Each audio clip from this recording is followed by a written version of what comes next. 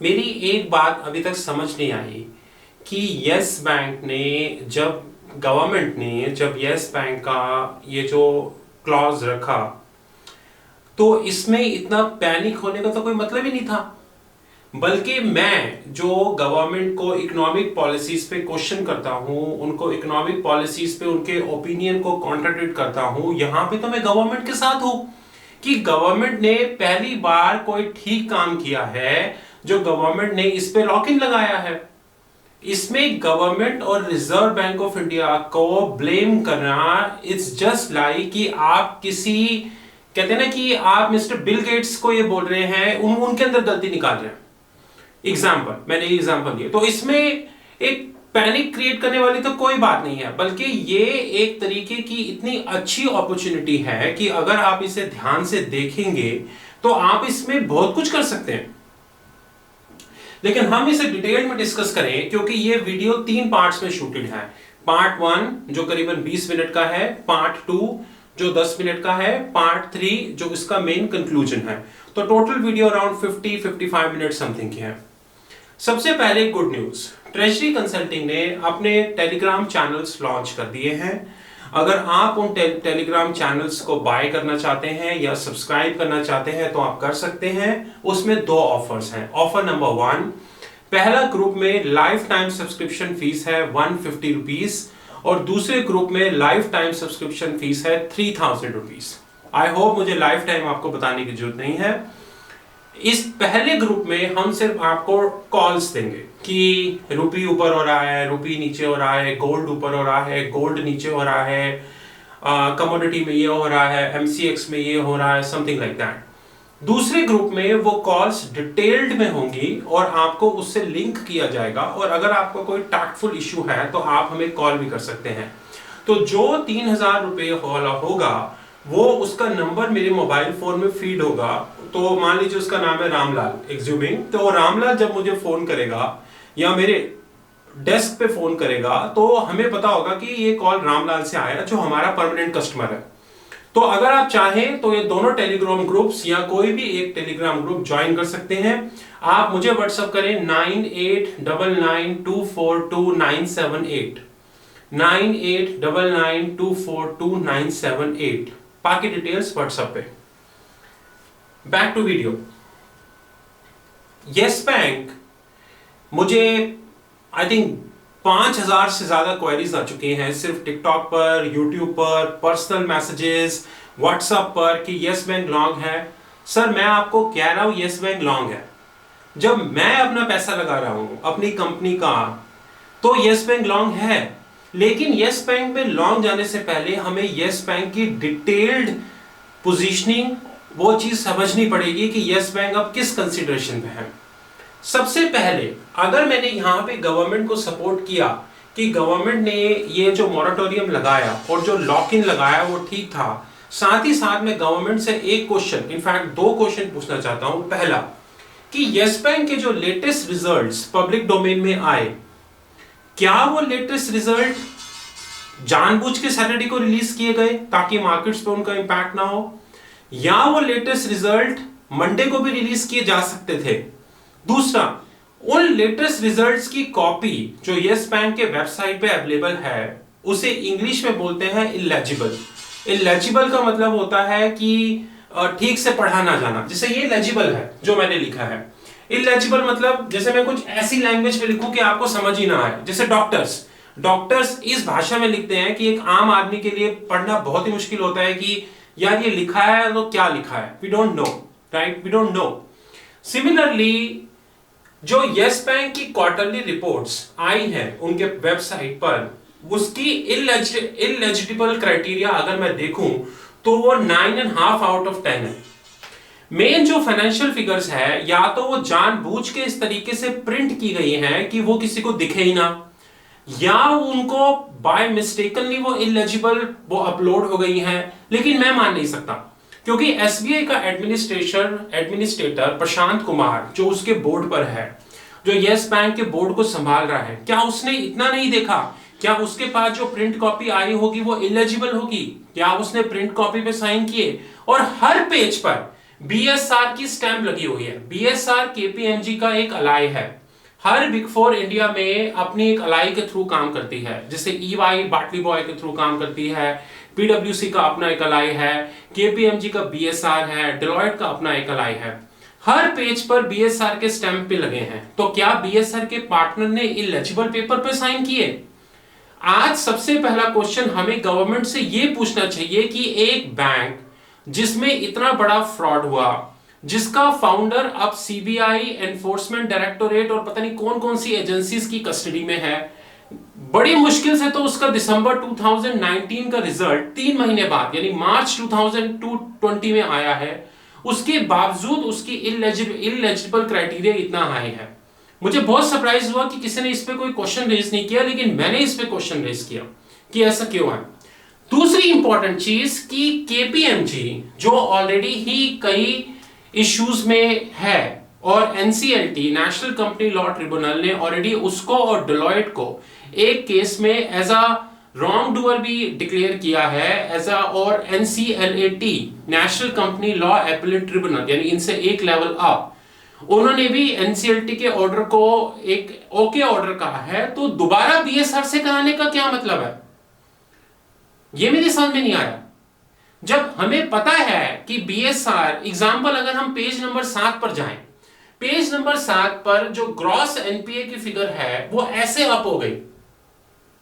Come on, इसका मतलब आपने जब लास्ट क्वार्टर में, सितंबर क्वार्टर में जब ऑडिट किया था और जब हम दिसंबर 19 में पहुंचे तो 3 महीने के अंदर ऐसा कौन सी चीज हो गई कि वो चीज ऊपर हो गई। ये कंडीशन नंबर 1 है जो हमें ध्यान से देखनी चाहिए। हमने कुछ डेटा कोलेक्ट किया जो पब्लिक डोमेन में अवेलेबल है। अनिल धीरूभाई अंबानी ग्रुप को अराउंड 12,800 करोड़ की फंडिंग हुई। डीएचएफएल दीवान हाउसिंग को अराउंड 4,800 करोड़। और रिमेंबर दैट जब दीवान हाउसिंग का केस आता है तो सीबीआई की first information report, central bureau of investigation की फर्स्ट इंफॉर्मेशन रिपोर्ट के हिसाब से यस बैंक ने अराउंड 3,700 करोड़ दीवान हाउसिंग के डिबेंचर्स में लगाए, जिसमें दीवान हाउसिंग ने यस बैंक और उनकी फैमिली को किकबैक के रूप में अराउंड 600 करोड़ की पेमेंट करी। वो उस कंपनी का नाम उस एफआईआर में मेंशन है, उदीन समथिंग कोई कंपनी है, वो आप देख लीजिएगा। और अब सेंट्रल ब्यूरो ऑफ इन्वेस्टिगेशन इस चीज की इन्वेस्टिगेशन कर रहा है कि क्या ये इकलौती किकबैक थी या सीक्वेंस ऑफ किकबैक थी। एक समझदार आदमी जिसकी आईक्यू 4 आउट ऑफ 10 भी होगी वो भी ये समझ जाएगा कि ये इकलौती किकबैक नहीं थी। क्योंकि जब हम अगला नाम देखते हैं, India bulls 5,800 crore, Kelkar group 1050, Crompton Greaves power 500। Crompton Greaves power पे आप सिर्फ गूगल पे जाएं और क्रॉम्पटन ग्रीव्स के बारे में न्यूज देखें, आपको पता चलेगा कि क्या क्या है। More importantly Khaitan group around 1250, SL group around 8,400 crore. ये सारी फिगर्स फ्लैट हैं, तो किसी में 20 करोड़ ज्यादा है तो किसी में 20 करोड़ कम। हम एग्जैक्ट फिगर कभी, क्योंकि ट्रेजरी में क्या होता है कि जब आप ट्रेजरी में काम करते हो तो आप फ्लैट फिगर्स कोट करते हो। Jet Airways 1100 crore, radius group 1200 crore, Omkar group 2710 crore, Lodha group around 625 crore. Total मिला के कुछ 42,000 करोड़ के आसपास की फंडिंग है जो दी है। लेकिन इसमें मेरे 2 कंसर्न्स, क्योंकि ये कंसर्न्स हमें ध्यान से पढ़ने पड़ेंगे। पहला ये, जब हमारी लोन बुक 2,42,000 करोड़ की थी तो इसकी लिस्ट खाली 42 क्यों है, बाकी 2 लाख आ गए। हमारे YouTube वीडियो पे एक बंदे ने कमेंट किया कि पंजाब नेशनल बैंक में स्विफ्ट ऑडिट मैंडेटरी था, यहां पे नहीं है। पहले तो मैं ये पूछता हूं कि उसको खुद पता है कि स्विफ्ट ऑडिट क्या होता है, पहले मुझे बता दे। वो मेरी वीडियो को जाकर डिसलाइक कर दे, मुझे कोई फर्क नहीं पड़ता, राइट। दूसरा, क्या वो मुझे लिख के दे सकता है कि यस बैंक के केस में पैसा आउटसाइड रूट नहीं हुआ है यूजिंग मनी लॉन्ड्रिंग। आज सेंट्रल ब्यूरो ऑफ इन्वेस्टिगेशन भी रिटर्न में नहीं दे सकती, एनफोर्समेंट डायरेक्टोरेट भी रिटर्न में नहीं दे सकते कि वो पैसा रूट हुआ कि नहीं हुआ है, क्योंकि उन्हें भी नहीं पता, वो भी इन्वेस्टिगेट कर रहे हैं। इन्वेस्टिगेशन एजेंसीज को एक टाइम चाहिए होता है और इस बड़े केसेस में वो टाइम लैग 1 साल 2 साल शायद उससे ज्यादा भी हो सकता है। तो आपने कैसे YouTube पे कमेंट मार दिया कि यस बैंक के केस में स्विफ्ट ऑडिट मैंडेटरी नहीं है। स्विफ्ट ऑडिट तो सिंगापुर में और वर्ल्ड वाइड यूएस में, यूरोप के कितने बैंक्स में मैंडेटरी है।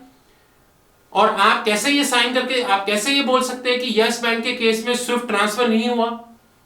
क्या आप लिख के दे सकते हैं? मैं आपके साथ 20-20 लाख की शर्त करने को तैयार हूं, आप मुझे स्विफ्ट का कंट्रोल दे दीजिए यस बैंक का, और मैं आपको 1 हफ्ते के अंदर बता दूंगा कि क्या क्या काम हुए हैं यस बैंक पे। तो यस बैंक से रिलेटेड जो रिपोर्ट आई है उसमें मेजर फ्लॉज हैं। पहला, इलेजिबिलिटी। दूसरा सबसे बड़ा फ्लॉ जो पेज नंबर 17 पे जो इतना इलेजिबल है, जिसको लेने के लिए मुझे माइक्रोस्कोप लगाना पड़ा, चश्मे को 2 बार साफ करना पड़ा, वो ये है कि एसबीआई की मैक्सिमम स्टेक 49% होगी, जिसमें 26% stake subject to lock in होगी। यानी 49 माइनस 26, 23% स्टेक लॉक इन नहीं होगी। ये चीज समझने वाली थी, जिसने मुझे डिस्ट्रैक्ट किया कि ये क्या है। मैं ये बिल्कुल भी बात नहीं कर रहा हूं कि 100 शेयर से कम है। मैं वीडियो उन लोगों के लिए नहीं बना रहा जिनके पास 100 शेयर से कम है, क्योंकि अगर आपके पास 100 शेयर से कम है तो आप इस लॉक इन क्राइटेरिया में हो ही नहीं। तो अगर आप इस लॉक इन क्राइटेरिया में नहीं हो तो इस वीडियो का आपके लिए सिर्फ नॉलेज से पर्पस है। लेकिन अगर हम पेज नंबर 17 पे देखें तो उसमें आपका जो टोटल 49 में से 26% लॉक इन में है, यानी 23% लॉक इन में नहीं है। इसका एक इंप्लीकेशन है जो मैं आपको 10 मिनट में बताऊंगा। इसलिए मैं आपसे रिक्वेस्ट करूंगा, मैं मानता हूं ये डॉक्यूमेंट इलेजिबल है, लेकिन आप एक बार इस डॉक्यूमेंट को ध्यान से देखें, ध्यान से समझें, क्योंकि इस डॉक्यूमेंट को समझना बहुत जरूरी है। मैं मानता हूं इलेजिबल है, मुश्किल होगा, पेन किलर भी लेना पड़ सकता है, लेकिन समझें। मेरे हिसाब से ये जो गवर्नमेंट ने किया है, गवर्नमेंट ने इसको जीरो कूपन बॉन्ड में कन्वर्ट कर दिया और कुछ नहीं किया। बहुत लोग टिकटॉक पे, व्हाट्सएप पे, यूट्यूब पे आए और बोला कि जीरो कूपन बॉन्ड क्या होता है। कोई बात नहीं, मैं बता देता हूं। जीरो कूपन बॉन्ड, दुनिया में 2 तरीके के बॉन्ड होते हैं। वैसे तो बहुत तरीके के होते हैं, लेकिन इंटरेस्ट रेट के हिसाब से 2 तरीके के होते हैं। पहला, coupon dated bond. Coupon dated bond मतलब मैंने आपसे 100 रुपए लिए और मैंने आपको बोला कि मैं आपको 8% का ब्याज दूंगा, और ये बॉन्ड 20 साल का है, तो मैं आपको हर साल 8 रुपए दे रहा हूं, और 20 साल के बाद मैं आपको 108 रुपए दूंगा। 100 रुपए आपके प्रिंसिपल के और 8 रुपए आपका 20वें साल का ब्याज, तो टोटल हमारा और आपका सेटल। एक जीरो कूपन बॉन्ड होता है, इसका मतलब कि जिसे हमारी भाषा में जीरो कर्व भी कहते हैं और कई लोग इसे पार बॉन्ड्स भी कहते हैं। वैसे गलत नहीं है, पार बॉन्ड सही टर्म होती है। कि मैंने आपसे 3 साल के लिए बॉन्ड लिया, मतलब मुझे आपसे 100 रुपीज लेने 3 साल के लिए, बट मैं आपको ब्याज नहीं दे सकता।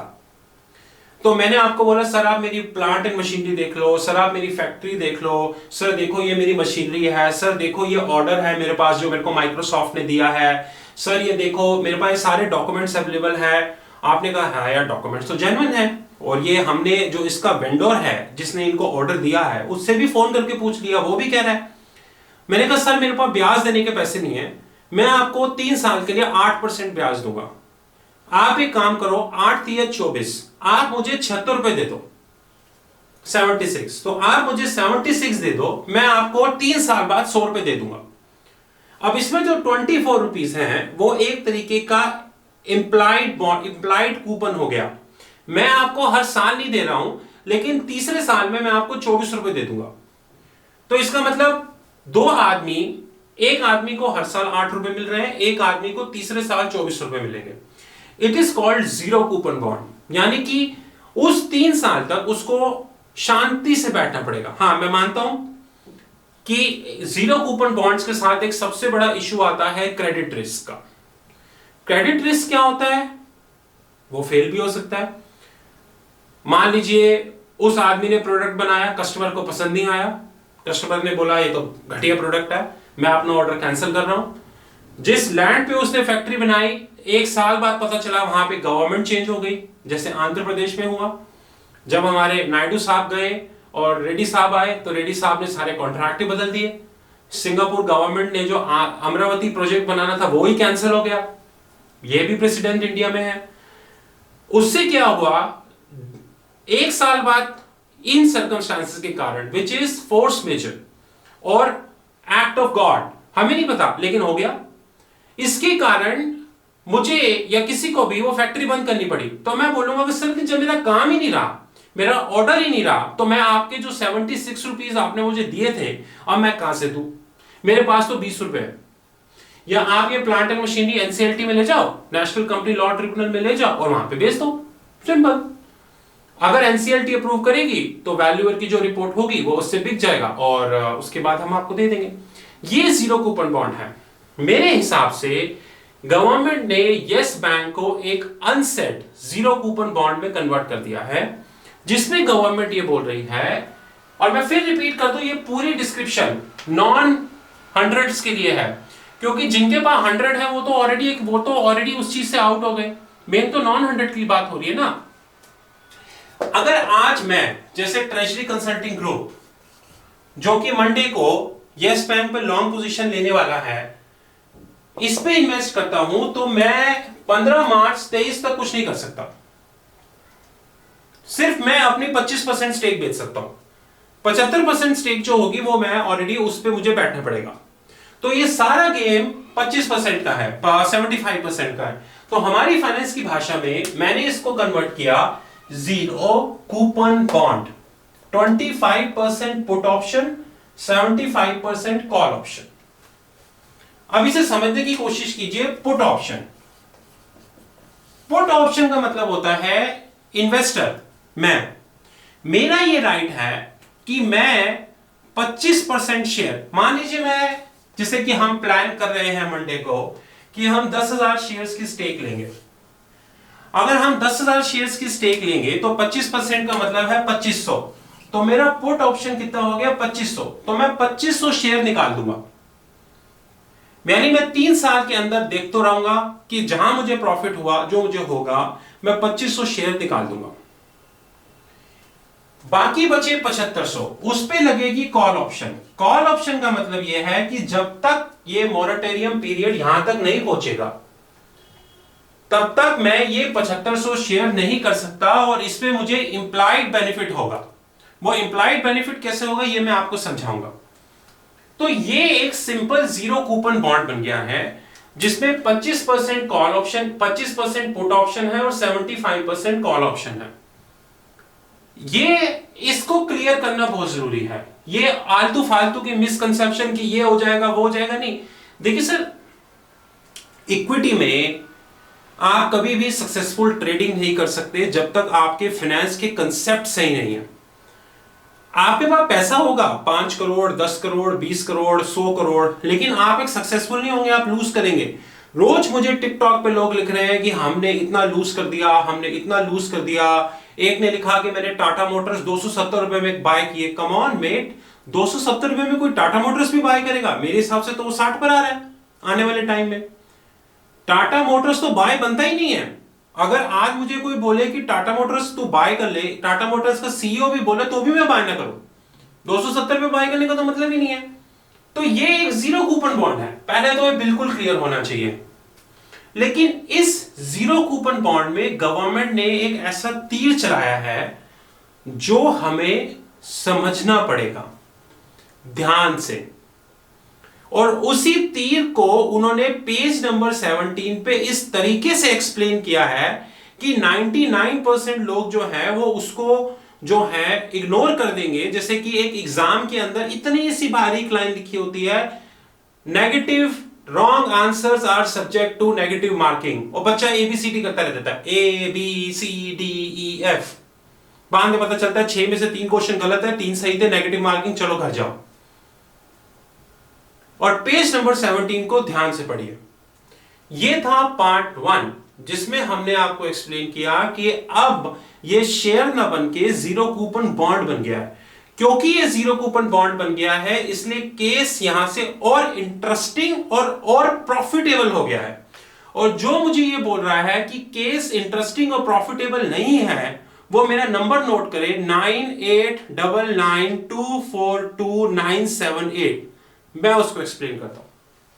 अब आपसे मुलाकात होगी पार्ट 2 में। Thank you.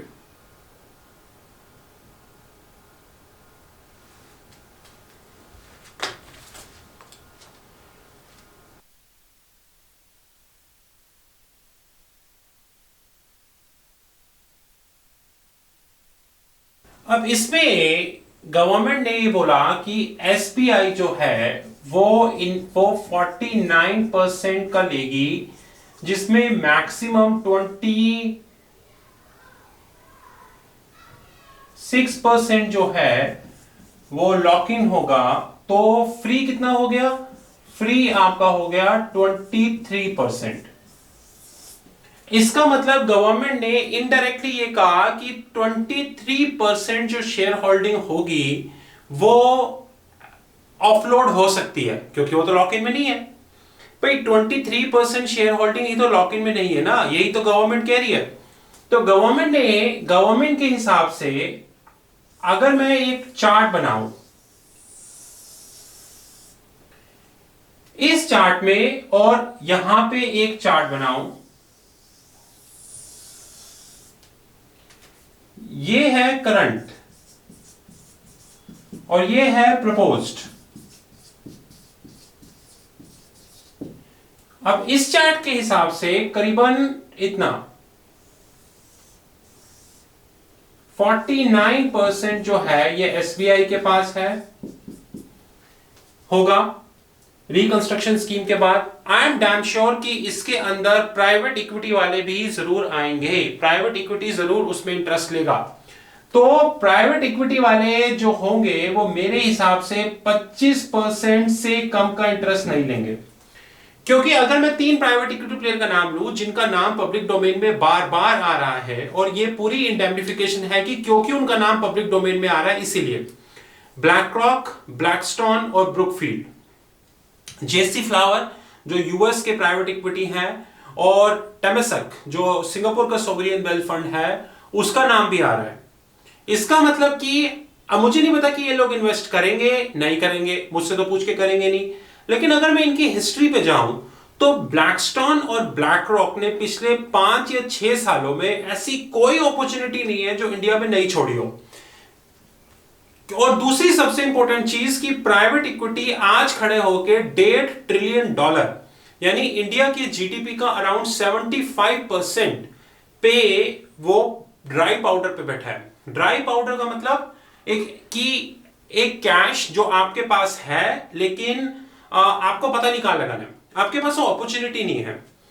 तो मेरे हिसाब से 25% से ज्यादा की स्टेक जो होगी वो प्राइवेट इक्विटी प्लेयर्स अपने हाथ में रखेंगे। करीबन 10% की स्टेक जो होगी वो रिटेल इन्वेस्टर होंगे, बाकी अदर्स होंगे। ये आज है, और मेरे हिसाब से 1 साल के अंदर यस बैंक का स्ट्रक्चर कुछ ऐसे होगा कि एसबीआई ओरिजिनली 26% पे आ जाएगा। ये जो 23% स्टेक जो गवर्नमेंट ने अपने डॉक्यूमेंट में लिखा और जो यस बैंक में अवेलेबल है, अगर वो सही है तो दो वो इलिजिबल लिखा हुआ है, तो प्राइवेट इक्विटी वाले करीबन 50% स्टेक लेंगे। रिटेल इन्वेस्टर यहां से 8% पे आएगा क्योंकि वो 25% ऑफलोड हो जाएगा उसका। बाकी मेरे ख्याल से सोवरियन वेल्थ फंड आएंगे, जैसे कि सीपीपीआईबी, टेमेसक और ये सारे आके लेंगे। ये स्टेक कंपोजिशन होगा। अब हम ये क्यों डिस्कस कर रहे हैं? हमारे मन में एप्रीहेंशन है कि हम जो पैसा लगा रहे हैं, एग्जाम्पल अगर मैंने 10,000 शेयर लगाए इंटू 25 के हिसाब से, तो 2,50,000 रुपए की मैं इन्वेस्टमेंट कर रहा हूं। एक नॉर्मल रिटेल कस्टमर के लिए 2,50,000 बहुत होते हैं, तो 2,50,000 में से यानी मैं ऑफलोड कर सकता हूं 25%, यानी 1/4, यानी कि 62,500। बाकी 75% जो है वो नहीं कर सकता, उसमें 3 इयर्स लॉक इन है। लेकिन मुझे यह समझना चाहिए कि यह आदमी जिसका नाम है प्राइवेट इक्विटी, ये ऐसा आदमी है जिसने कभी भी लॉस मेकिंग काम नहीं किया। अगर ये यस बैंक के बोर्ड पर आएंगे तो सबसे पहले ये एक प्रोफेशनल बंदा रखेंगे, और वो प्रोफेशनल बंदा इनको या इनके एक कंसोर्टियम को रिपोर्ट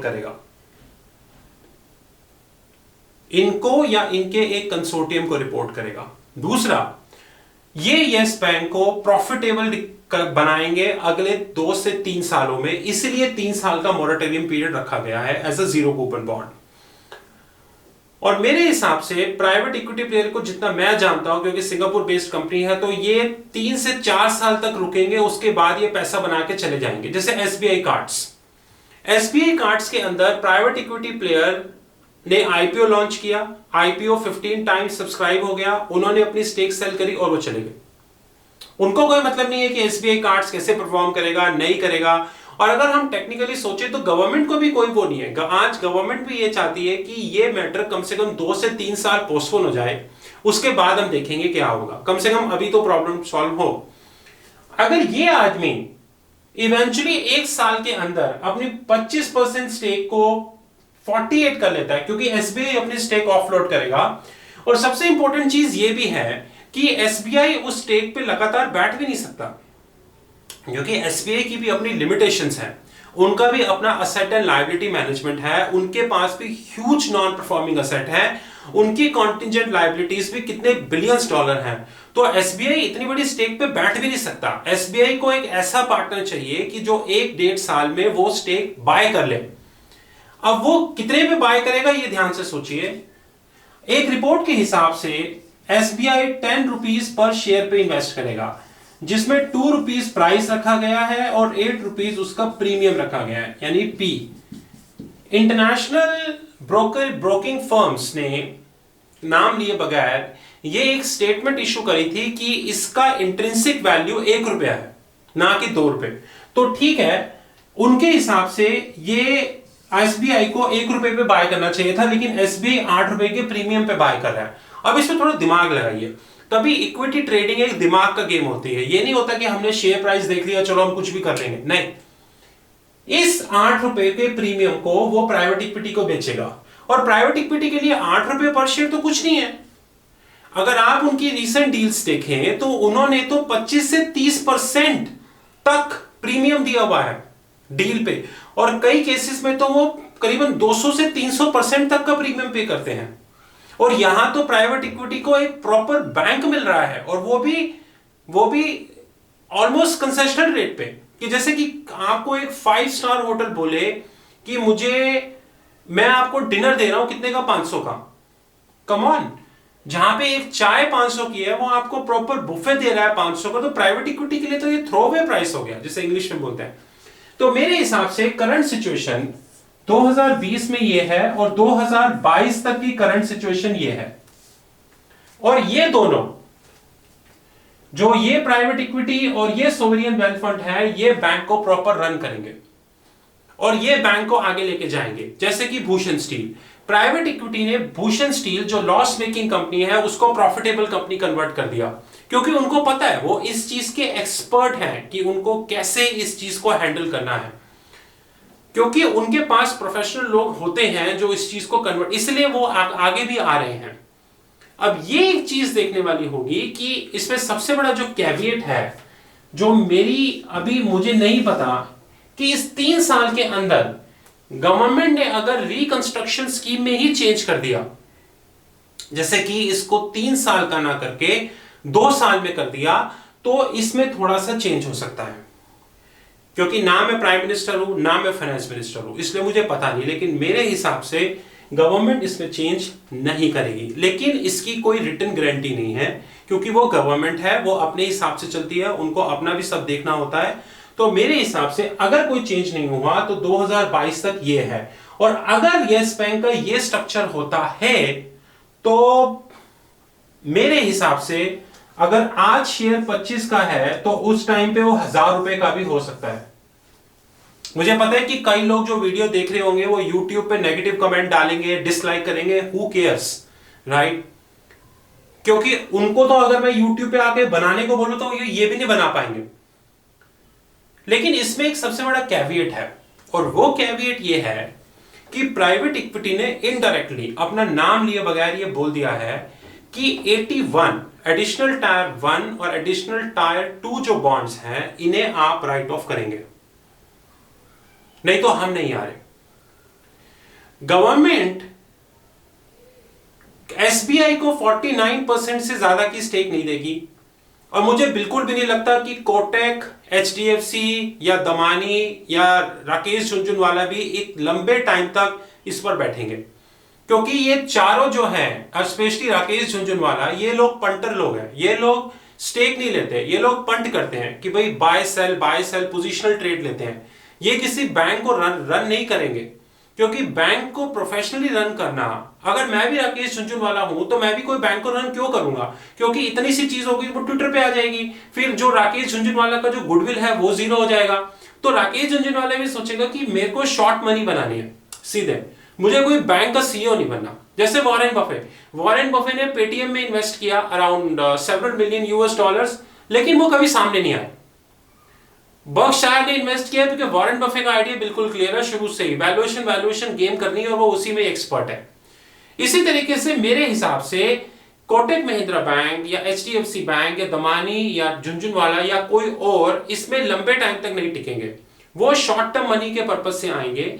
रही बात एक ऑल्टरनेट ओपिनियन की कि HDFC बैंक को एक मेजर मार्केट मिलेगी, HDFC बैंक की मार्केट ऑलरेडी बहुत हाई है और HDFC बैंक एक इंडिया सेंट्रिक बैंक है। HDFC बैंक कभी भी जेपी मॉर्गन बनना नहीं चाहता था, वो कभी भी गोल्डमैन सैक्स नहीं बनना चाहता था, सिटी बैंक नहीं बनना चाहता था, HSBC नहीं बनना चाहता था। उनका बिल्कुल क्लियर है कि वो इंडिया में ही बिजनेस करेंगे, थोड़ा बहुत आउटसाइड करेंगे जिसे इंटर बैंक बोलते हैं।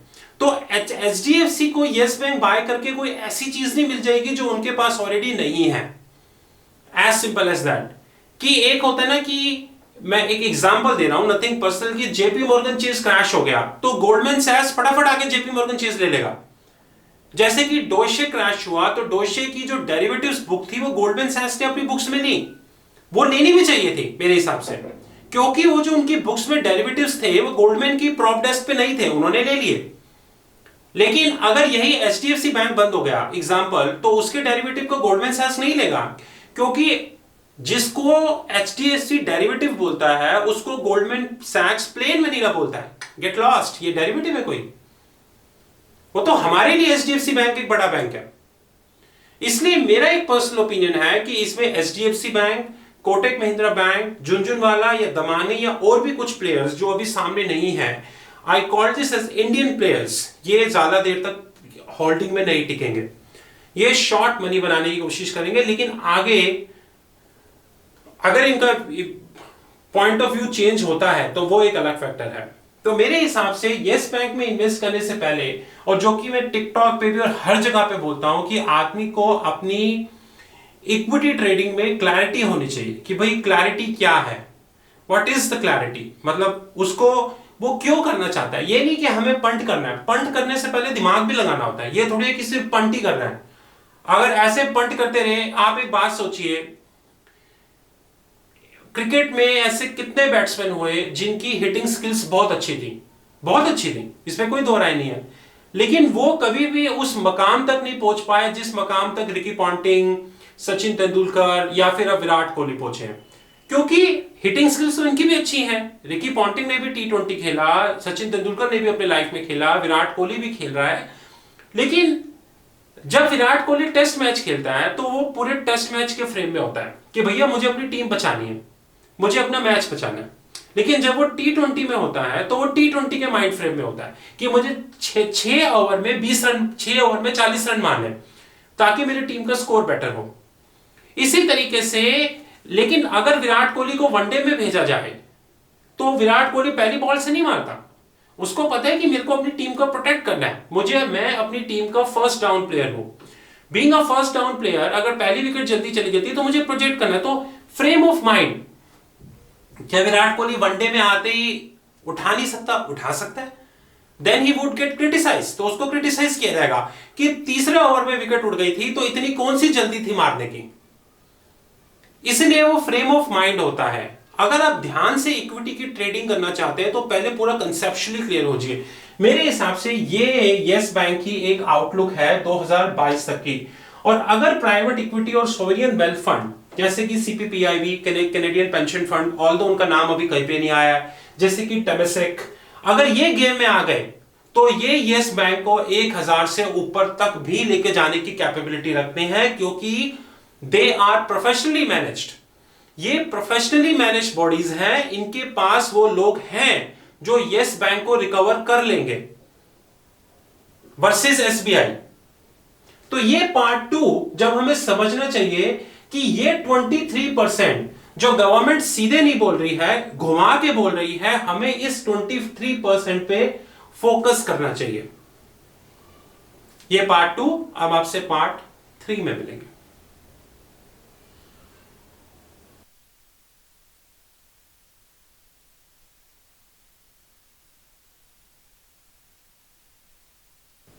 तीसरे पार्ट में आपका स्वागत है। तीसरे पार्ट में हमने कुछ डेटा गूगल पे जो अवेलेबल है, ब्लैकस्टोन का आज इंडिया में $12 बिलियन से ज्यादा का AUM है। AUM का मतलब होता है asset under management. Black rock का भी अराउंड 12 बिलियन के आसपास है। ब्रुकफील्ड ने सिर्फ इसी साल $7 बिलियन इन्वेस्ट किए हैं, जिसमें अराउंड 3.5 या $4 बिलियन उन्होंने जियो में इन्वेस्ट किए हैं, जियो के जो टावर्स होते हैं उसकी सेल में, जिसका अब वो आईवी इन्वेस्टमेंट ट्रस्ट फॉर्म कर रहे हैं। जेसी फ्लावर जो यूएस के प्राइवेट इक्विटी हैं, उन्होंने भी एक ओपन स्टेटमेंट दी है कि वो येस बैंक में 2 बिलियन से ज्यादा लगाने को तैयार हैं। ये पांचों, और सिंगापुर टमस का तो कहना ही क्या, ये तो $300 बिलियन के AUM पे बैठे हैं। ये 5 नाम जो पब्लिक डोमेन में फ्लोट हो रहे हैं, किस हद तक सही है पता नहीं, लेकिन एक चीज हमेशा सही है कि इन 5 नामों के लिए येस बैंक में कुछ हजार करोड़ लगाने नथिंग। जैसे कि आपके लिए कुछ हजार कहीं पे लगाने नथिंग। ब्लैकस्टोन 12 बिलियन यानी अराउंड 85,000 करोड़ सिर्फ इंडिया में, ब्लैक रॉक 89,000 करोड़, ब्रुकफील्ड सिर्फ 7 बिलियन यानी कि 50,000 करोड़ इसी साल, मतलब 19 में। जेसी फ्लावर ने रिटर्न में जो एक पब्लिक डोमेन में आके बोला कि $2 बिलियन, जो अराउंड 15,000 करोड़ के आसपास। तो ये येस बैंक में स्टेक क्यों नहीं लेंगे? ये तो वेट करेंगे कि गवर्नमेंट इनको इनवाइट करे और ये स्टेक ले। एक पब्लिक न्यूज के हिसाब से टेमेसेक जो सिंगापुर का सोवरेन वेल्थ फंड है, वो अपनी entity DBS India, development bank of Singapore India को, ये दोनों मिलकर जॉइंटली लक्ष्मी विलास बैंक में भी स्टेक ले सकते हैं। और मेरे हिसाब से येस बैंक के बाद आरबीआई का अगला मूव या पैरेलल मूव जो होगा वो लक्ष्मी विलास बैंक है। इस ऑल सिचुएशन में 3 चीजें अराइज होती हैं जो हम पार्ट 3 में डिस्कस करेंगे। पहला, इनिशियली प्राइवेट इक्विटी कितना लगाएंगे ये पता नहीं, लेकिन इतना पता है कि ये कम से कम 25% की स्टेक लेंगे, मिनिमम 25% की स्टेक लेंगे। आज खड़े होके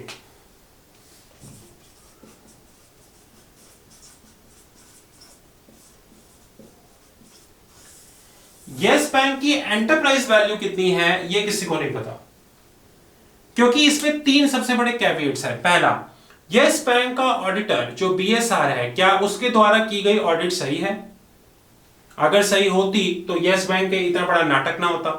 दूसरा, जो 2,41,000 करोड़ की लोन बुक लोग बोल रहे हैं, उसमें सिर्फ 42,000 करोड़ ही मार्केट में अवेलेबल है कि किस किस को दिया, बाकी 2 लाख कहां गए वो पता नहीं, क्योंकि उसका पब्लिक डोमेन में अवेलेबल नहीं है।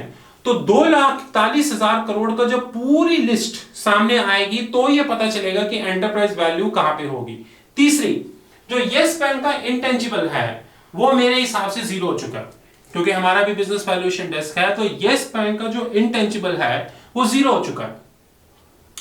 क्योंकि येस बैंक का इंटेंजिबल 0 हो चुका है, इसीलिए आज खड़े होके येस बैंक की एंटरप्राइज वैल्यू कितनी है ये किसी को नहीं पता। लेकिन आई एम डैम श्योर कि ये 5 नाम जो पब्लिक डोमेन में आ रहे हैं, इन्होंने अभी तक येस बैंक की एंटरप्राइज वैल्यू निकालनी होगी और पांचों की वैल्यू अलग होगी। ये भी मैं 101% जानता हूं कि पांचों की वैल्यू अलग होगी, क्योंकि सब एंटरप्राइज वैल्यू होती क्या है, बेसिकली आपका एक अपना व्यू पॉइंट होता है उस एंटरप्राइज पे। जैसे कि RIL, आज रिलायंस की जो एंटरप्राइज वैल्यू है, अगर वो 5 लोग निकालें तो पांचों की अलग होगी, और होनी भी चाहिए, तभी तो इंटरप्रिटेशन इशू होगा। वहां पे जाके मिस्टर अंबानी उनसे नेगोशिएट करेंगे कि ये जो आपने निकाला, ये इसका लॉजिक क्या था, इसका रेशनल क्या था, वही तो मिस्टर अंबानी नेगोशिएट करेंगे, और उस जो नेगोशिएशन होगा फिर वो फाइनल में उसका कंक्लूजन होगा। सिमिलरली आज इसकी एंटरप्राइज वैल्यू कितनी है ये नहीं पता, लेकिन ये डैम श्योर है कि इसकी एंटरप्राइज वैल्यू मेरे हिसाब से येस बैंक की अराउंड, मैं बताना नहीं चाहता क्योंकि मैं बताऊंगा तो it would be an issue, बहुत ही कम है। According to me Yes Bank की enterprise value is much lesser, बहुत लेसर है जितना मैंने यस बैंक की एनुअल रिपोर्ट को डिटेल्ड में जाके देखा है, और स्पेशली उसकी कॉन्टिजेंट लायबिलिटी को। तो इनिशियली में प्राइवेट इक्विटी कितना लेंगे, एटलीस्ट 25%। आगे प्राइवेट इक्विटी मेरे हिसाब से जो 23% का क्लॉज, जिसे क्लॉ बैक भी बोलते हैं, जो गवर्नमेंट ने क्लॉ बैक छोड़ा है, ये पक्का वो 23% लेंगे। यानी कि अगर मैं यहां लिखूं 25 इनिशियली प्लस 23 लेटर, तो अराउंड 48%। लेकिन इतना मैं डैम श्योर हूं कि ये 48% एक प्राइवेट इक्विटी के हाथ में नहीं होगा। इट वुड बी अ सम, मतलब ये सम होगा कि ब्लैकस्टोन 6%, मैं एग्जांपल दे रहा हूं आपको, ब्लैक रॉक 10%, ब्रुकफील्ड 15%, जेसी फ्लावर 5%। तो ये एक के हाथ में नहीं होगा, इतनी गवर्नमेंट भी समझदार है। तीसरा, जो सबसे बड़ा डाउट जो अभी तक रिजॉल्व नहीं हुआ है कि इंटरनेशनल बैंक्स आएंगे। गोल्डमैन सैक्स, एक पब्लिक रिपोर्ट के हिसाब से गोल्डमैन सैक्स ने पब्लिक डोमेन में स्टेटमेंट दी थी कि वो यस बैंक में पैसा लगाने के लिए इंटरेस्टेड है।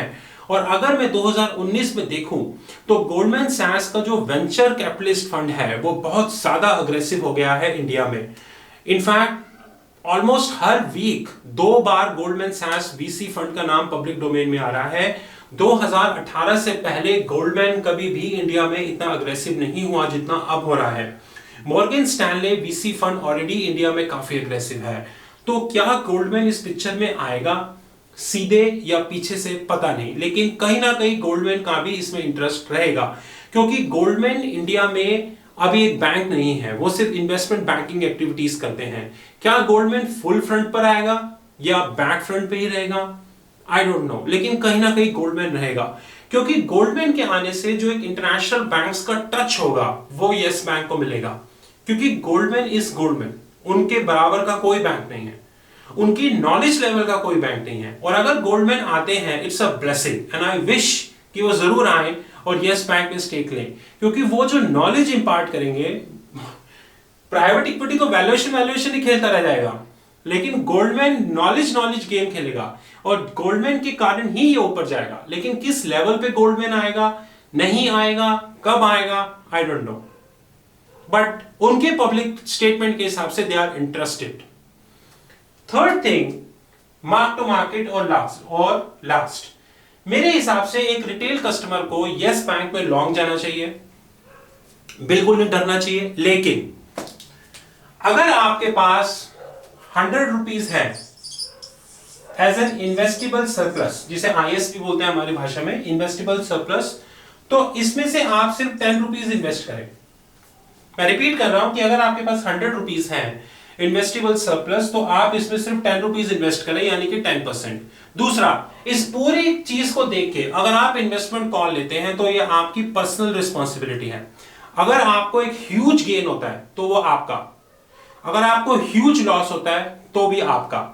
हम खुद अगर गेन करेंगे तो हमारा, और लॉस करेंगे तो हमारा, इसके लिए कोई रिस्पॉन्सिबल नहीं है। तो ट्रेजरी कंसल्टिंग किसी एंगल से इसके लिए रिस्पॉन्सिबल नहीं है। मोर इंपॉर्टेंटली, एक रिटेल इन्वेस्टर के लिए सबसे इंपॉर्टेंट चीज तो समझने की, और स्पेशली उन कंपनीज के लिए जो कंपनीज के डायरेक्टर हैं। एग्जांपल, मान लीजिए यहां पे एक बंदे का नाम है रामलाल, जो एक किसी कंपनी में डायरेक्टर है, राइट। उसने यस बैंक के 1 लाख शेयर ले लिए, तो 1 लाख में 25% निकल जाएंगे, बचे कितने, 75,000। 75,000 इंटू 25 मान लेते हैं, मैं मान के चल रहा हूं कि मार्केट वैल्यू 25 है।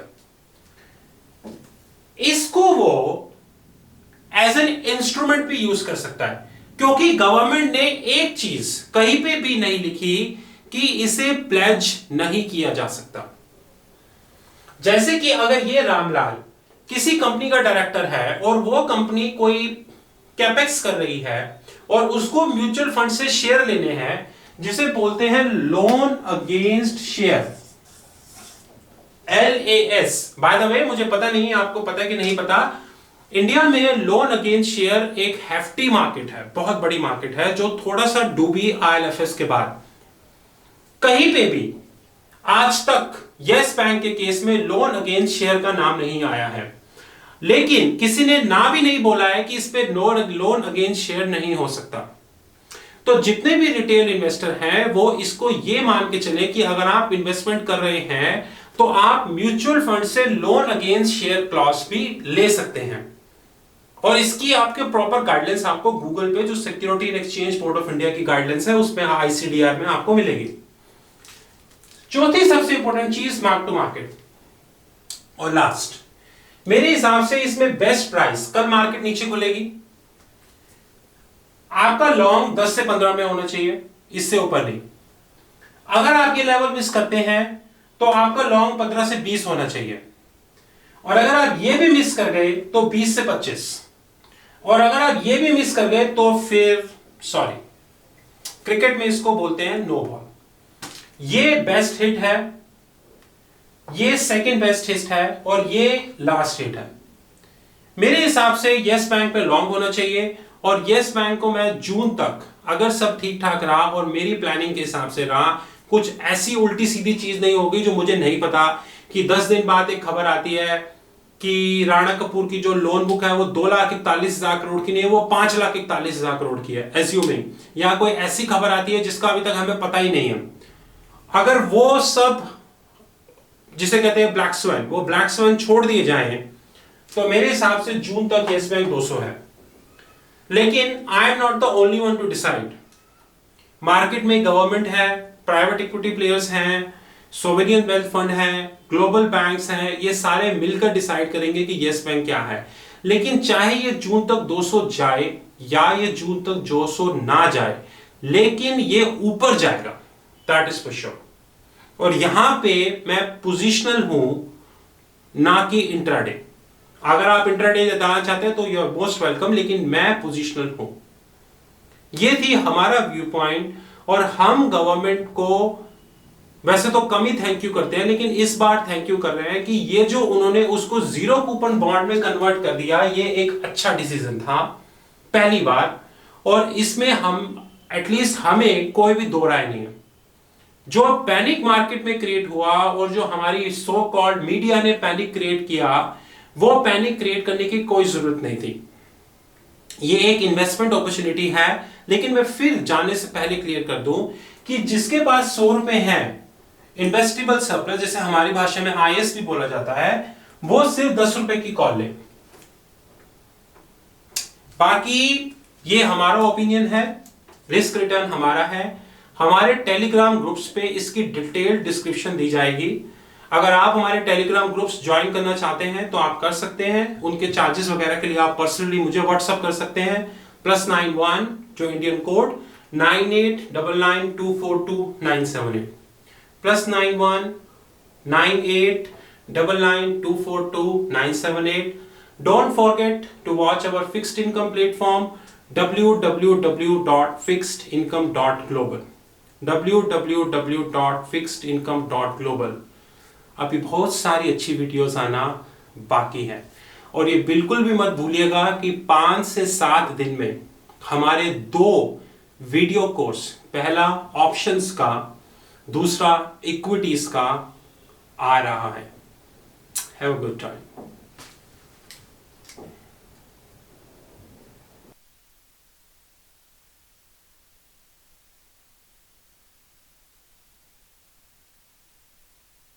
So good evening. This side Rahul Magan here as a Group Chief Executive Officer of Treasury Consulting and also a venture capitalist. As you know that Treasury Consulting is a Singaporean based headquarter group, and we believe in doing new things on almost every day. We endeavor to be a bank, and we are moving as a bank. Having said that, slowly we are adding all the products of our bank under one kitty, which is known as one umbrella.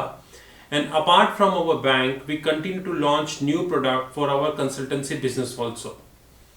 Unfortunately, when it comes to EdTech, which is known as the education technology, the people mindset is that Coursera, Udemy and all these courses, EDX, they are the only platform. Unfortunately, what is happening is that freebies which are being offered on these platforms are considered in such a way that whatever is being taught is correct, absolutely perfect. Now Treasury Consulting Group is entering as a OTT platform, which is over the top platform, which is known as TRFX Academy. and this TRFX Academy is more or less ready. Having said that, effective in another 10 to 12 days, we would be launching our first course, which would be on the option contracts. Eventually, we would be launching multiple courses, which includes wealth management, include private equity, include interbank, include alternate finance, alternatives, sovereign wealth fund, accounting, IFRS, and multiple. Like you know us very well that we believe in giving practical knowledge. The AgTech platform which we are launching would not be of Byju's, not like Amazon and Netflix. Not because Amazon and Netflix, because we don't offer any movies. Eventually 2021 we would be launching movies, but this is little far now. Not like Byju's, because we will not be giving 10th and 11th and 12th standard knowledge. We would be giving knowledge which are applicable to bankers, lawyers, traders, professionals, prop traders, investment bankers, commodity traders, platform and all. And I assure you that we would be launching very dedicated courses compared to even those topics which you not heard even on the Google. So 15th of March, plus minus 2-3 days, our course would be getting launched. And once it would be getting launched, then it will come on our platform. You can subscribe to that course. We would be targeting 800 rupees per course. Every course would be minimum 120 minutes, which is roughly 2 hours. We would be sharing few Excel files. Plus, we would be sharing my personal attention of half an hour attached with every course. The price which we kept is very competitive, which is 800 rupees. And we assure you, like you know us, that Treasury Consulting would be launching those courses in the video format which even cannot be found on the Google. Our courses would be made in such a way that what industry want, we will make course accordingly. So industry want a person who knows finance, he should know artificial intelligence also. So we teach him this. Industry want the hardcore concept of the options should be taught. We will teach this. In startups need to learn about private equity and all. We will issue this. So rest assured, lot of things are in action. You know my mobile number, which is +91 9899 242 978. You know my alternate mobile number, which is +91 9818 485 155. Our fixed income platform, www.fixedincome.global. We assure you there are much action on the cards, and within this year, Treasury Consulting would be a leading OTT player. Before winding up this video, please don't assume that this is the only thing. As the time would pass, we would be linking our OTT with the cloud service of Amazon, Google, Alibaba or Microsoft, who will offer the better pricing and with the better compatibility. Ultimate objective is before 2021 end, you can see AgTech on a cloud, which is edge technology, just like we have Amazon Prime. It's a new chapter for Treasury Consulting, and Treasury Consulting is ready as usual. Have a great time.